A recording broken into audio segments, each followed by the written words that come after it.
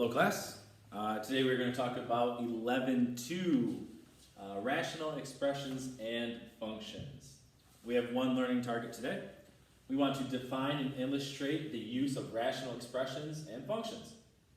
Alright, a couple vocab questions: trivial rational function, non-trivial rational function, rational expression, and rational function. Let's get to work.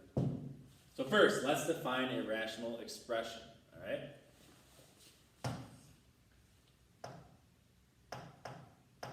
A rational expression is an expression that can be written as a quotient of two polynomials, okay? So if p and q are both polynomials and q does not equal 0, then the expression of the form p over q is a rational expression. So any polynomial over another polynomial, as long as the bottom is not 0, is a rational expression. So how about x plus 2 over 2? Or 1 over x, or if we want to get weird, x over x squared minus 5x plus 6, okay? These would all be considered rational expressions. So how are we going to use those? Well, first, before we actually start using these, let's look at these as a function, and we need to talk about domain. So first we're going to start with y is equal to 1 over x, okay? Then we're going to look at y is equal to x squared minus 4 over x minus 2. And n is equal to m plus 2 over m squared minus 5m plus 6. Let's go ahead and look at these on a graph. I went ahead and graphed these. So on Desmos, okay, first we're going to graph y is equal to 1 over x. This is the rational function y is equal to 1 over x. And now, we talked about domain before. What domain is all the possible x values. So for what x values is this function defined? As you can see, all of these, but if you notice we have this weird shape here. Okay? And it looks like our graph never actually hits x equals 0. There is what we call an asymptote there. If you look at the function itself, it makes sense why it would never hit x equals 0, because what happens to our function if we plug in 0 for x? We get y is equal to 1 over 0, which, oh, I can't even look at that. That breaks math. I'm going to just erase that, okay? If you're curious what that does, go ahead and in your calculator do 1 divided by 0. It'll come up undefined, okay? So the value of the value of x that would make this function undefined is 0. Let's look at our next one. Here we have y is equal to, and I'll write this out here.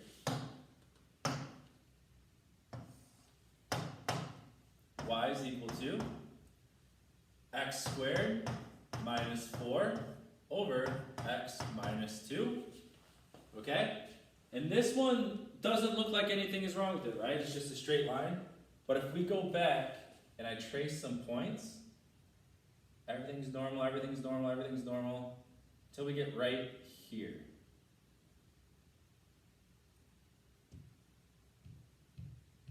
Right here. 2 undefined.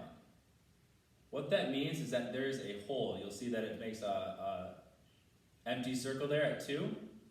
That is because this function is undefined at 2. Because what happens to this function when we plug in 2 for x? Let's look.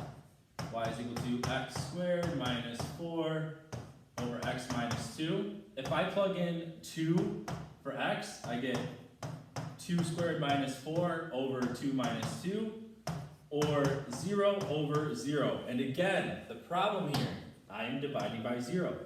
We can never have 0 in the denominator. So if we have an x value of 2, it gives me a value of 0 in the denominator.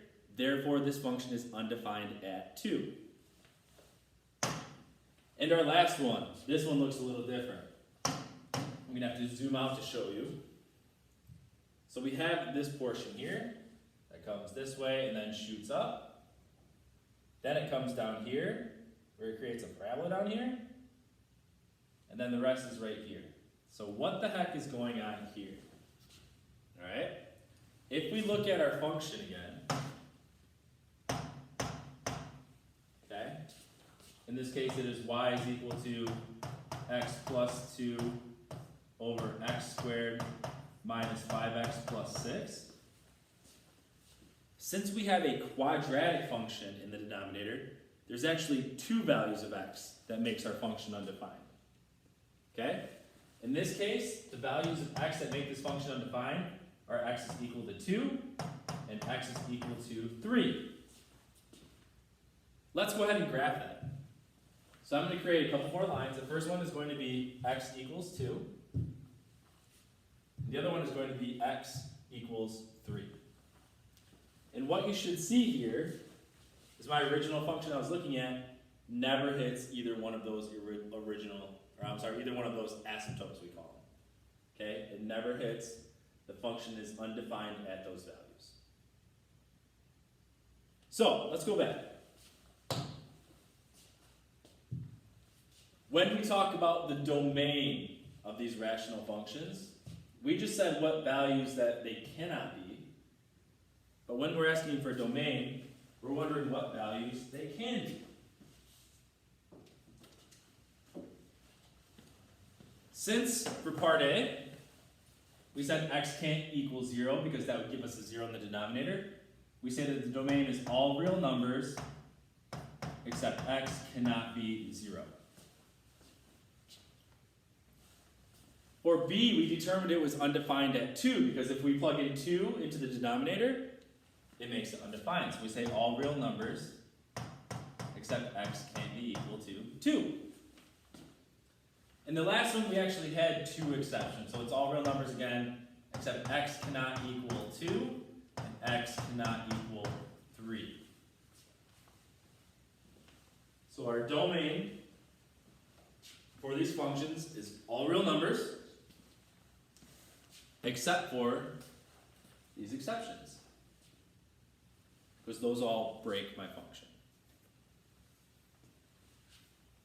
Now, we're not always going to graph to figure out what my values can't be, all right? So we have another way of doing that. Let's figure out for what values of the variable is each rational expression undefined. So we don't have to graph it every time. All we have to do is this. Take your denominator, in this case it's just x, set it equal to 0, and solve.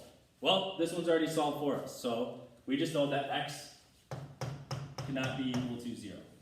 That's it. For this one, we take this denominator, 9m squared minus 12m, and we set it equal to 0. Now this one we're going to have to solve a little differently. You're going to have to go back to strategies you learned in chapter 10 to solve a quadratic equation. For this one, we can solve by factoring. I think factoring would be the fastest.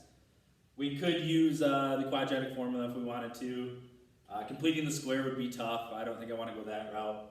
I think factoring is going to be our best bet. Let's start by factoring out a greatest common factor. I can factor out a 3m. Okay? That leaves me with 3m minus 4. And now I just set each factor equal to 0 and solve. Start with 3m. So we get 3m equals 0. Divide both sides by 3. M is equal to 0. So 0 makes this undefined. So we say m cannot equal 0. But then we need to set our other factor equal to 0 and solve. 3m minus 4. For this one, add 4 to both sides, leaving me with 3m. Divide both sides by 3. This tells me that m cannot equal 4/3. And it just deleted. Bummer. Anyway, from our past work, we saw that m cannot equal 0, and m cannot equal 4/3. So to figure out what makes each rational expression undefined, set denominator equal to 0.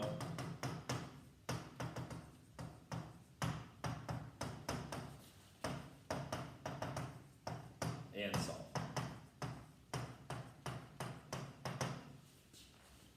Alright?